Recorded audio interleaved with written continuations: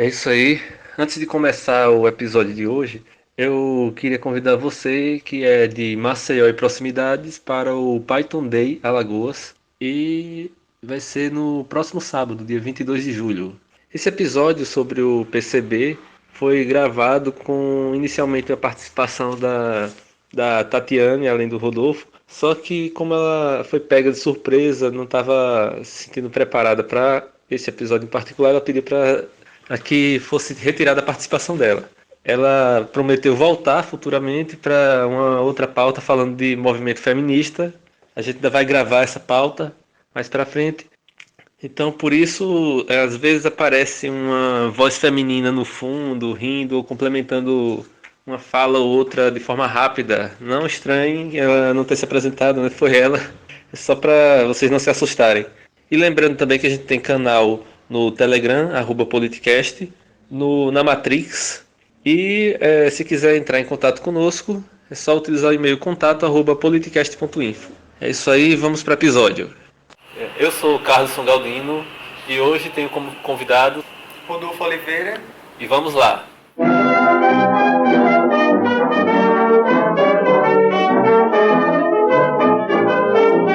Está começando o Politicast.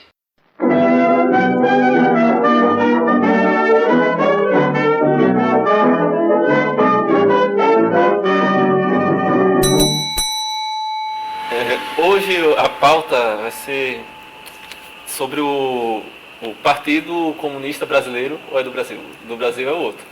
Do Brasil é o do partido lá, surgiu depois. Partido Comunista Brasileiro. Começando, o que exatamente, falando de uma forma geral para leigos, é comunismo, né? Porque comunismo na prática, no jargão, assim, para a população comum, acaba sendo tratado como se fosse um termo pejorativo. Né? Você chama a pessoa de bandido, vagabundo, comunista, né? Tá no hall de xingamentos do pessoal dito cidadão de bem, que é até outra pauta interessante mais pra frente, né? Cidadão de bem, eu acho ótima expressão. Mas então, Cássio, bom dia, boa tarde, boa noite, né? Dependendo da hora de que o pessoal esteja escutando o áudio. Enfim, eu sou Rodolfo, né? Eu sou militante do PCB e da UJC, aqui do estado de Alagoas.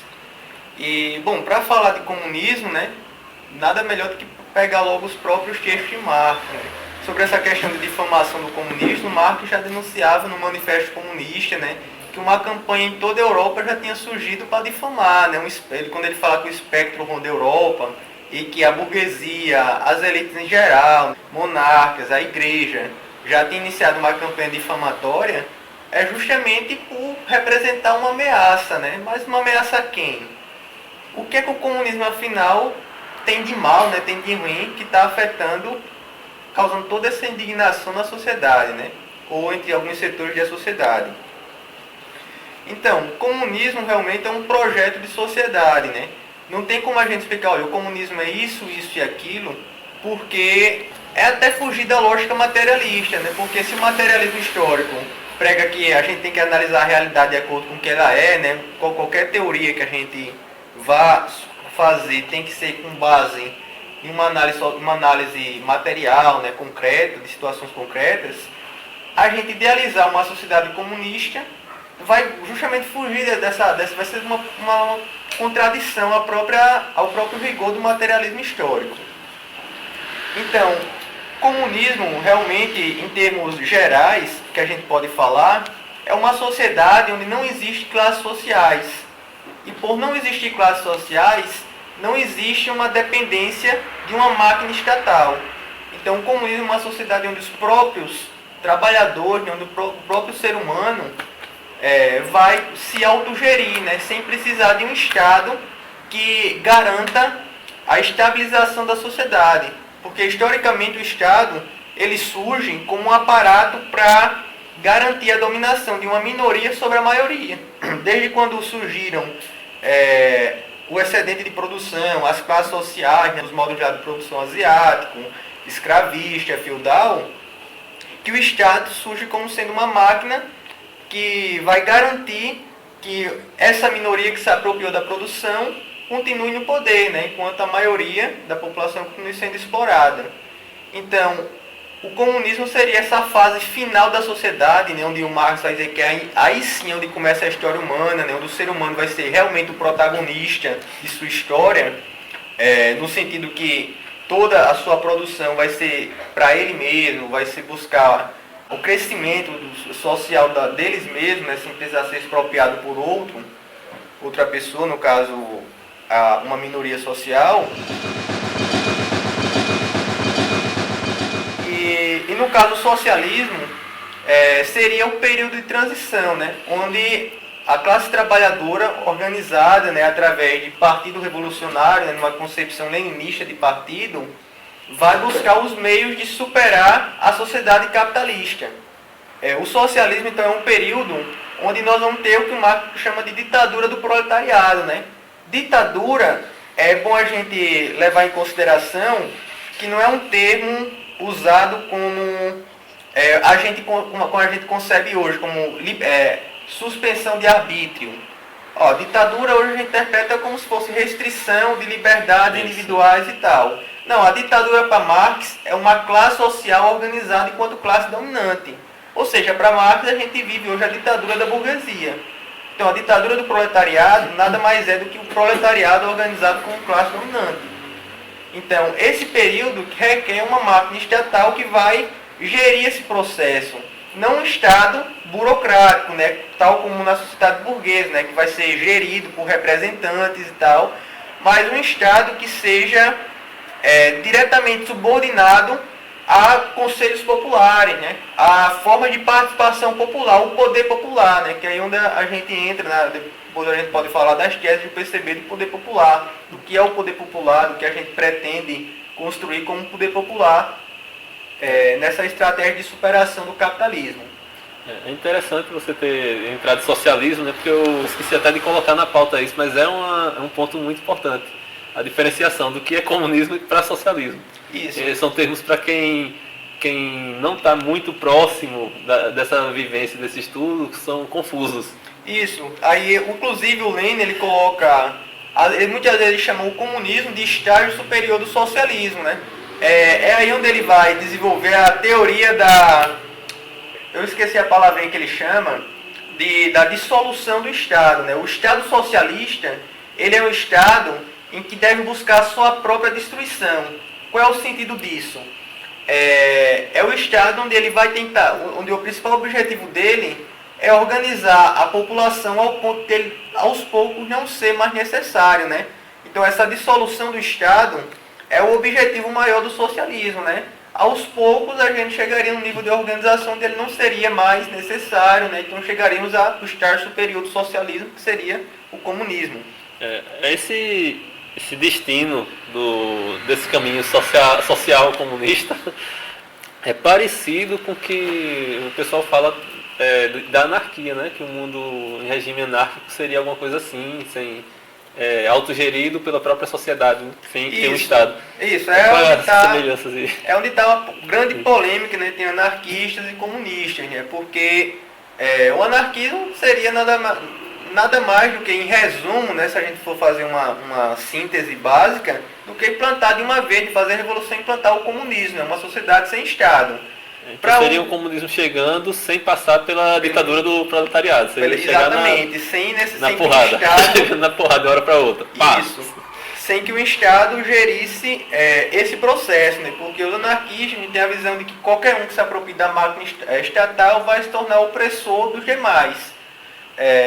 Então aí onde a gente tem esse problema tático na hora do que fazer depois da Revolução, né? Vamos ter o Estado, não vamos ter o Estado. Mas até a própria teoria de Estado no socialismo, a gente poderia até buscar uma outra palavra, né? Porque historicamente o Estado, como eu falei, surgiu para garantir a dominação de uma minoria sobre a maioria. O Estado no socialismo é justamente o contrário, então é uma forma de Estado completamente diferente da que a gente tem hoje, né? Do que a gente entende de Estado. Então, explicado rapidamente o comunismo, como foi que ele chegou no Brasil, os primeiros passos do comunismo, dos ideais comunistas dentro das terras brasileiras? Pois é, então, a história do comunismo no Brasil, né, do movimento comunista, não pode ser interpretada sem falar da história do Partido Comunista Brasileiro, né? O movimento operário em geral aqui no Brasil, né, ele primeiramente ele surge com os ideais anarquistas, né, do anarco-sindicalismo, porque vieram muitos operários, principalmente da Itália, para o Brasil, né, durante a imigração. E esses operários já vinham com uma certa organização, uma experiência organizativa da Europa, porque a Europa já era uma sociedade industrial, né, já tinha uma classe trabalhadora relativamente alta, relativamente... Em termos de eventos históricos, isso foi em que época? Já tinha havido alguma revolução, não, né? A russa... Não, isso antes da Revolução Russa, porque nasceu uma política do final do Império, né? Até começa com antes do final do Império, né? Tem aquela teoria de que a gente tem que branquear a sociedade, que a sociedade brasileira é atrasada porque tem muito negro, né? Então, se a gente trouxer imigrante europeu, branco, a gente vai aos poucos, por eles acharem que o gene branco, ariano, era superior ao negro, a sociedade durante a miscigenação ia toda se branquear. E isso ia representar um avanço para o Brasil sair do atraso, né? Então eles investem bastante na imigração do europeu para cá, para o Brasil, no final do Império, né? Então no início do século XX, com a industrialização do Brasil começando a se desenvolver, né? A gente tem trazido mão de obra experiente da Itália, principalmente. Então, foi um efeito colateral que a elite local não imaginava que teria, né? Eles queriam trazer brancos para... Pois é, a contradição Só que da nos história, né? veio a alma do comunismo. É justamente a contradição que a gente vê na história mesmo, né? Ninguém detém o controle da história.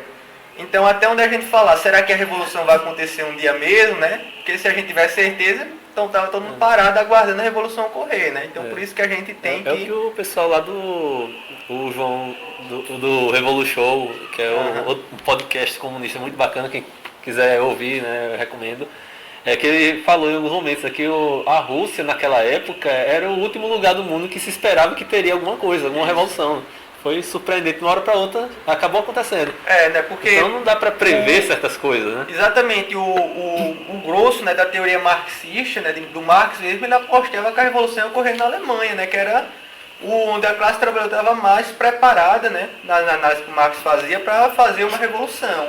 E aconteceu que a revolução aconteceu na periferia do capitalismo. E os outros exemplos que a gente tem, a Revolução Cubana, a Revolução Chinesa, a Vietnã, são também periferia do capitalismo. Então fugiu a essa regra, né? E tal, que de certa forma não era uma regra. Era uma avaliação da realidade concreta, né? Era uma expectativa, né? Com base na leitura, né? Porque é justamente o que a gente teve muito problema nos movimentos comunistas internacionais, é essa interpretação positivista do marxismo, né? Onde o Marx dizia que pregava um evolucionismo da sociedade seria escrava para depois ser feudal, para depois ser capitalista, para só então poder fazer uma revolução socialista. Isso não é uma teoria de Marx, né? Isso é os marxismos que vão surgir sobre influência positivista de Marx. Principalmente é o que vai predominar na degeneração da Segunda Internacional, né? O Bernstein e o Kautsky vão ser os principais... Kautsky não, desculpe. Enfim, o Bernstein e demais líderes da Segunda Internacional, eles vão realmente fazer um engessamento do marxismo, né? O que o marxismo tem mais inovador, né, que é a análise material da sociedade de acordo com o que a realidade é, eles vão de certa forma ignorar isso, né? Engessar a teoria marxista.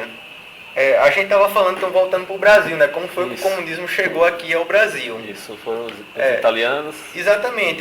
A imigração europeia para o Brasil trouxe já, uma certa forma, alguma organização para a classe trabalhadora brasileira. Como eu falei, a princípio predominou o anarquismo, né? No Brasil, o anarco-sindicalismo. Fizeram movimentos enormes, uma greve geral em 1917, que hoje a gente está fazendo 100 anos já da greve geral de 1917, coincidentemente com duas grandes greves gerais, né, que a gente fez no Brasil recentemente, que simbolicamente e na prática representam um avanço enorme para a classe trabalhadora que há muito tempo estava parada. Inclusive essa de 1917, essa greve geral e essas movimentações foi o que forçou a CLT, né? A instituição da CLT. Isso, foi uma série de movimentos da classe trabalhadora que o governo teve que, e futuramente a gente vai ver com Vargas, o governo vai tentar controlar de alguma forma. Aí onde Vargas, por exemplo, tentar atrelar os sindicatos ao Estado, né? O trabalhador tem que obrigatoriamente se sindicalizar no sindicato que é reconhecido pelo Estado. Antes de Vargas, o sindicato não era legalizado, ele era legitimado, né? Justamente pela pressão dos trabalhadores. Então, de certa forma, a legalização, de uma perspectiva, representa um retrocesso, porque é o Estado controlando uma organização do trabalhador. Então, de um ponto de vista legal, de avanço, ela representaria um retrocesso organizativo. Nessa época já tinha aquela questão de só ser permitido um sindicato para cada categoria de trabalhador, não ter mais de um representante. Existiam os sindicatos gerais, né, que o Vargas, que eram reconhecidos pelo Estado. Né? Aí onde vem, por exemplo, a carta sindical, vem desde aquela época. Né? Precisava que o Estado reconhecesse que um sindicato que representava aquela categoria. Mas, enfim... Voltando para finalizar, nessa época ainda anterior da primeira década, início da segunda até o final da segunda década do século XX, o que predominava no Brasil eram os ideais anarquistas. Só que, e aí onde está a polêmica que novamente os comunistas e anarquistas entram, né? A greve geral de 17 representou realmente um poder organizativo dos anarquistas, só que ao mesmo tempo uma limitação teórica deles, né? Os problemas teóricos. Tá, e depois, o que é que a gente vai fazer? Os anarquistas se recusaram, né, a ir para a máquina estatal, a brigar para derrubar, para participar do Estado, né, já que não havia condições de fazer uma revolução na época. Né? Então os anarquistas se isentaram de participar do Estado justamente por acreditar que era basicamente se tornar opressores da própria classe. Sim. E isso futuramente, isso vai representar um retrocesso nas conquistas trabalhistas. E em 17, no outro lado do mundo, né, na Rússia, a gente vai ter um triunfo de um movimento de cunho socialista que vai ser a Revolução Russa. Né? Então a Revolução Russa de 17 vai simbolizar um local do mundo onde uma teoria realmente conseguiu implantar na prática um regime. Porque a gente sabe que o socialismo ele nem sempre foi hegemônico, né? Por exemplo, a Comuna de Paris não existia só os socialistas, existiam os blanquistas, os anarquistas, né? Aí várias correntes do anarquismo, né? Os prudonistas, outras correntes, que o Marx vai chamar tudo de socialistas utópicos, né? Dos caras que defendiam que a sociedade devia a gente ignorar os demais governos, tentar montar aqui um grupo isolado, uma comunidade isolada, tentar viver uma nossa comunidade socialista aqui, né? Enfim, várias correntes socialistas que vão ter, Estado, né? Dentro do Estado, a revelia do Estado maior. Exatamente. E entre elas tinha o socialismo científico, né? Que é aqueles idealizados por Marx e Engels. Isso não parece ter muita chance de dar certo não, né? Até porque o Estado maior tem forças armadas, tem certas formas de opressão. Essas comunidades foram à falência, né? Porque você vai ter o Saint-Simon que vai idealizar isso. Você vai ter algumas comunidades que vão tentar pôr em prática, mas que vão à ruína. Isso não é só na França, né? Por exemplo, os Estados Unidos tentaram fazer o mesmo, mas foram à ruína também. Você vai ter até alguns capitalistas bonzinhos, né? Que de fato, a gente não está falando de hipocrisia, está falando de uma pessoa como o Robert Owen, né? Que realmente acreditava, né, naquela teoria dele de que, olha, a gente vai pagar um salário digno ao trabalhador, vou dar escola aos filhos, enfim, pagar todos os direitos trabalhistas certinho para tentar socializar a sociedade, né? Aumentar a repartição, enfim. Acabou que o Robert Owen foi à ruína, né, com essa teoria. O próprio capitalismo esmagou essa perspectiva de humanizar o capitalismo, né? Então, não foi Lula que inventou conciliação de classe. Exatamente. Isso aí Vários tentaram na história, mas não dá certo. Então, no Brasil, né, a Revolução Russa também vai repercutir aqui na América em geral, né, no continente americano. Então, aqui no Brasil a gente vai ter em 22 a fundação do Partido Comunista Brasileiro, né? Naquela época o nome era o PCB, né? Era Partido Comunista do Brasil, a sigla PCB. Aí daí que tem um outro partido, né? O PCdoB, que por conta disso reivindica que ele é o partido fundado em 22, né? Quando mais à frente a gente pode falar disso, não foi um racha em 62, de dissidentes, né, dentro do próprio PCB. Mas enfim, boa parte desses fundadores do Partido Comunista Brasileiro eram ex-anarquistas que ficaram encantados com o sucesso de uma revolução socialista na Rússia, né? E que realmente estava tomando proporções de exemplo para toda a classe trabalhadora no mundo, né? E até realmente fazendo oposição a outros partidos socialistas, sociais-democráticos que tinham o projeto conciliatório. Por exemplo, a Alemanha, né, que seguia a linha da Segunda Internacional, ela vai criticar os bolcheviques, né? Ela vai... Uma acusação diante do partido isso é bolchevismo, vocês estão sendo radicais demais, né? Justamente por tentar manter essa linha da conciliação de classe. Então, vai repercutir entre toda a classe trabalhadora, entre próprias teorias socialistas e entre teorias anarquistas também, que vão acabar seguindo essa linha direcionada pelo bolchevismo na Rússia, né? Agora só uma pausa porque vieram algumas expressões que são meio complicadas para quem não está por dentro, né? Primeiro, bolchevismo. É isso. É bom definir o que é. Então, é aquilo que a gente pode, para sendo bem claro, né, aquilo que a gente pode estudar, quem lembra do 9º ano, do 3º ano, né, aquela separação, mencheviques e bolcheviques, né?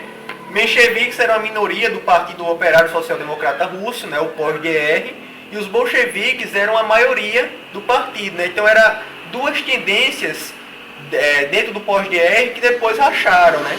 Surgiram principalmente a partir de 1905, né? Onde a gente vai ter uma revolta popular na Rússia, né? Influenciada também pela guerra da Rússia com o Japão, pelo controle da Manchúria, e enfim, por divergências de qual caminho que o movimento deveria tomar, né? Acaba que há esse racha interno dentro do partido, né? Então os bolcheviques, significa realmente a maioria, foram uma ala do Partido Operário Social Democrata Russo, o POSGR, e os mencheviques foram uma minoria, mas uma minoria que de certa forma tinha influência de setores da sociedade, alguns vão ter até influência em alguns setores da burguesia, né? Por isso, quando tem a Revolução de Fevereiro, né, de 1917, os mencheviques vão estar no poder, né?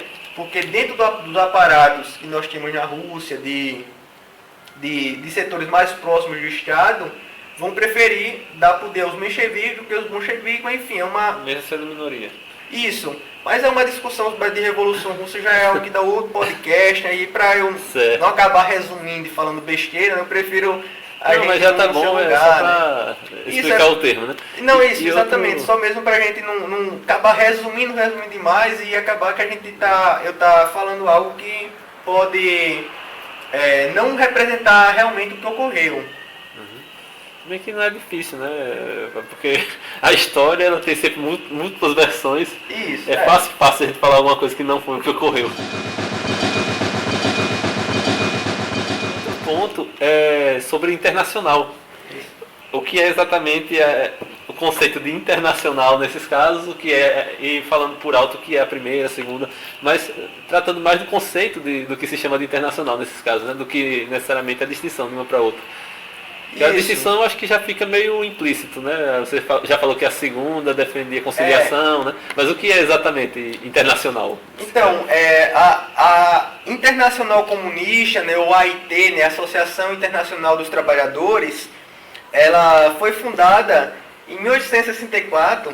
Nessa fundação a gente vai encontrar Marx, vai encontrar Engels, justamente que ela vai tentar ser um partido que vai organizar a classe trabalhadora a nível mundial. Sim.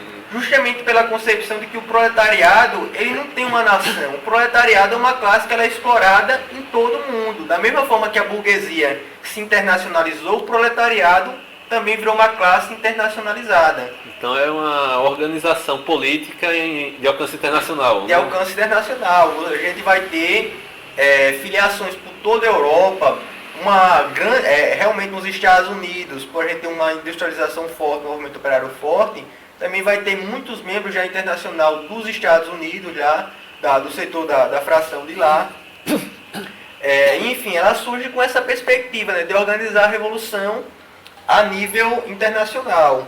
Certo. E por que tem uma segunda, uma terceira? Porque a primeira não deu certo, criaram outro grupo político. Isso. A primeira vai, com o final com a crise internacional do capitalismo que a gente vai ter no final do século XIX, a primeira internacional ela vai mostrar limitações no sentido de conseguir organizar a classe trabalhadora, né? Então é aí que a gente vai ter o surgimento da segunda internacional. A segunda internacional ela vai surgir já em 1889 para tentar cumprir essa tarefa que a primeira internacional não conseguiu, né? Aí o Marx já tem morrido, né? A gente ainda tem um Engels participando ativamente da construção da segunda internacional. Mas a primeira realmente acabou antes de aparecer a segunda, né? Isso, a primeira se desarticulou, né? Então a gente vai ter também vários processos de perseguição. Vamos marcar, né? Virou assim, continuava existindo, mas não funcionava. Mas também tem um grande processo de perseguição, né? Também. A gente, por exemplo, tem alguns episódios onde vão ter as correspondências dos membros da Internacional apreendidas e aí as forças repressórias têm acesso ao endereço dos membros da Internacional e aí vão realizar prisões em toda a Europa.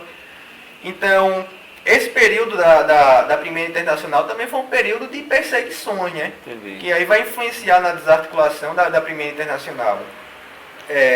Então já a segunda internacional ela vai cumprir um papel fundamental no sentido de construir partidos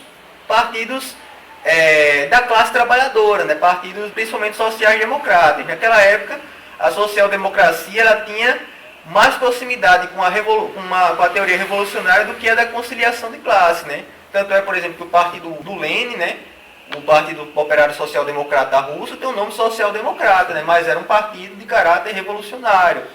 Já o partido alemão não, o partido alemão ele vai se engessar, vai começar a participar das instâncias de poder, né? Começar a integrar o parlamento alemão, se torna a maior força, uma das maiores forças dentro do parlamento alemão. E aí a grande, como eu posso dizer, prova de fogo da Segunda Internacional foi a Primeira Guerra Mundial, né? Onde a Segunda Internacional cujo principal centro dela política era o partido alemão, né? Agora eu não me recordo a sigla, né? Mas o Partido Social Democrata Alemão vai ser o principal articulador da Segunda Internacional a nível mundial, né? A nível internacional. E a grande prova de fogo foi a Segunda Guerra, quando uma guerra de claros cunhos imperialistas, onde os socialistas vão ser postos ao dilema. A gente vai aprovar os critérios de guerra da Alemanha, vai apoiar uma política imperialista da Alemanha contra as outras potências imperialistas internacionais, que seriam a França, a Inglaterra, ou a gente vai tentar lutar para que a classe trabalhadora não entre nessa guerra. Acabou que a maioria do Partido Social Democrata Alemão votou por aprovar créditos de guerra. É aí onde a gente tem também a participação da Liga de Espartaco, né, do espartaquista, de Rosa Luxemburgo. A da Rosa Luxemburgo, né, ela vai criticar a Segunda Internacional, né, o Kautsky, que vai ser o principal teórico do Partido Social Democrata Alemão, onde ela até satiriza ele, dizendo, trabalhadores de todo mundo, univos na paz, degladiai-vos na guerra. Porque era basicamente o que a Segunda Internacional estava fazendo, né? Jogando classe trabalhadora de todos os países para se matar em benefício da burguesia. Então, realmente, a Segunda Guerra Mundial vai pôr em xeque a Segunda Internacional, né? Ela vai mostrar as fragilidades teóricas e práticas de organização. Né? A gente vai ter a perseguição à esquerda, extrema esquerda na Alemanha, né? Com a morte da Rosa, do Karl Liebknecht, enfim. Certo. E essa sucessão de internacionais, se rendeu até hoje? A gente tem alguma hoje? Isso, a gente depois tem a Terceira Internacional, né, rearticulada por Lenin, que realmente vai ter grandes proporções para organizar os partidos comunistas pelo mundo, até que com a Segunda Guerra Mundial, né, o Stalin, por decreto, vai extinguir a Terceira Internacional. Né. Tem até algumas teorias da conspiração que dizem que foi um acordão para Inglaterra e França aprovarem a aliança com a União Soviética. A condição era que o Stalin desarticulasse a Terceira Internacional, né? Porque a burguesia inglesa, francesa, estadunidense não queria que uma internacional organizando revoluções nos seus países, né? Então tem essas teorias de conspiração, né? Que alguns costumam debater de que o Stalin, por isso, acabou por decreto na canetada com a Terceira Internacional. E lembrando que quando você fala os seus países em relação a esses três, não são só 3 países. Isso. Né? Principalmente França e Inglaterra, tem colônia em todo canto do mundo. Exatamente. E aí é onde a gente tem, com a oposição do Trotsky, né, o Trotsky em 38, se não me engano, ele vai criar a Quarta Internacional, né, fazendo crítica ao engessamento a burocratização, né, a stalinização da Terceira Internacional, que ela estava perdida, que não era mais um instrumento de revolução dos trabalhadores. Então, fazendo essa crítica ao stalinismo, o Trotsky vai propor a criação da Quarta Internacional, né, onde a gente vai ter a adesão de alguns partidos, né, principalmente nos Estados Unidos, mas que não vai ter o mesmo peso político. Né? Tanto é que o movimento trotskista é um movimento que a gente tem mais rachas em toda a história. Né? Então, você vai encontrar vários movimentos socialistas, comunistas, que cada um reivindicam uma quarta internacional. Por exemplo, tem movimentos comunistas que não reconhecem o segundo congresso da Quarta Internacional, tem outros que não reconhecem o primeiro. Enfim, o movimento trotskista em si é o que mais rachou, né? Tetra, era treta, né? Então, na prática, ela não vai conseguir ter o mesmo poder organizativo da Terceira Internacional, mas enfim, tem várias disputas dentro do movimento comunista internacional. Né? Hoje a gente não tem mais essa articulação. Com o fim da URSS, né, a gente perdeu toda essa articulação que, com o fim da Terceira Internacional, quem vai executar esse papel de organização dos partidos comunistas é o Cominform soviético, né, o Comitê de Informação Soviético. Ele é que vai cumprir o papel da Terceira Internacional. Com o fim da URSS, então há um vácuo enorme que até hoje os movimentos comunistas não conseguiram se recuperar. Então, fora os times de futebol, não tem mais internacional lá. Pois é, então é uma tarefa realmente enorme para todos os movimentos comunistas rearticularem esse poder internacional que antes a gente tinha, né? Que antes os movimentos comunistas tinham. Voltando, né, para o Brasil. Né? A gente acabou. Desviou um bocado, mas foi legal para esclarecer, né, algumas coisas. Exato. Sobre o PCB foi fundado em 22, que você estava falando, né? Então ele veio, isso aí, 22 foi antes de Vargas, né? Isso, em 22, né, a gente tem o início aí do período de industrialização maior do Brasil, né? A gente tem inclusive o PCB surge como o primeiro partido a nível nacional, né? Futuramente ele vai se tornar um partido a nível nacional, porque antes a gente tinha os partidos eram a nível regional, por exemplo, Partido Republicano de São Paulo, Partido Democrático do Rio, enfim, eram por localidade, né? Você vai ter um partido em São Paulo, outro partido no Rio Grande do Sul, é aquela política do café com leite, né? Que a gente estuda com esses termos na escola.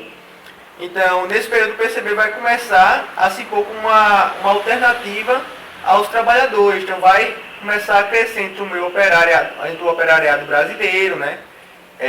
Vai ter vários intelectuais que vão passar a ingressar no PCB, então vai ser realmente uma alternativa de simbólica muito importante para a sociedade, né? Então, é um período onde o PCB ele tá se articulando em todo o país e crescendo, como eu falei, no movimento operário. A expansão do PCB desse movimento é tão grande que Vargas ele vai tentar atrelar os sindicatos ao Estado, né? Como forma de tentar controlar o movimento operário, o Vargas vai começar a legalizar os sindicatos, né? E nesse sentido tentar controlar para limitar o poder dos comunistas, de articulação da esquerda, né? Aí é um período que a gente acha que repressão, que morte, que perseguição só teve na ditadura de 64. Não, Vargas também perseguiu, matou e, enfim, exilou vários comunistas do Brasil, né? Por exemplo, o Gabernário, né? Prestes mesmo. Inclusive, Prestes, falando nisso, a gente tem, por exemplo, ainda no início da década de 20, a Coluna Prestes, né? Que foi um movimento que pretendia fazer uma revolução no Brasil, né? O Prestes, eles voltam da coluna quando termina o movimento, né, que não conseguiu alcançar os objetivos, mas ele volta e ingressa no PCB, né? Então, ele traz alguns setores que estavam organizados com ele, né? Então o PCB vai começar a crescer também nos movimentos insurrecionais que tinham no Brasil, né? E o Vargas, né, mesmo tendo sido nesse período que vieram algumas coisas como a própria CLT, ele era um ditador também. Em resumo, é isso. O Vargas, a principal inspiração dele era o totalitarismo da Alemanha e da Itália, né? Até porque era uma tendência de todo o mundo, né? Era se fechar, a economia se fechar devido à crise de 29, né? Para se reorganizar, e a partir daí também surgem os movimentos nacionalistas, né? Como na Europa a questão de imigração, questão de países que dentro das suas fronteiras tem povos que não se consideram daqueles países, né, que foram, enfim, submetidos a várias diásporas, a gente tem muitas disputas nacionalistas na Europa.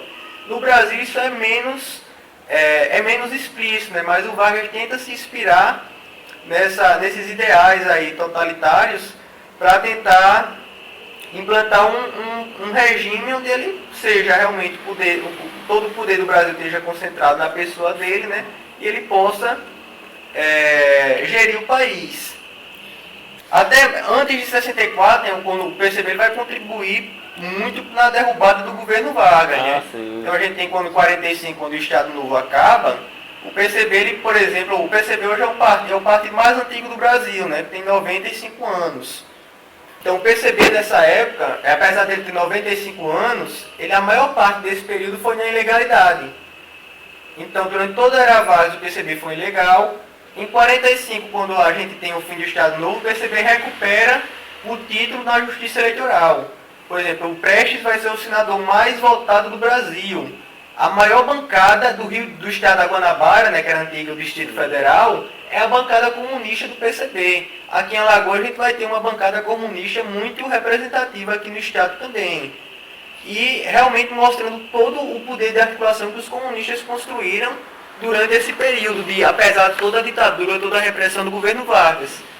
Então, essa legalização do PCB vai trazer na prática, né, para o Estado, um poder representativo da esquerda dentro do Estado. E aí é onde a gente joga a contradição, porque o Estado, como eu falei, surgiu como um instrumento de dominação da classe dominante.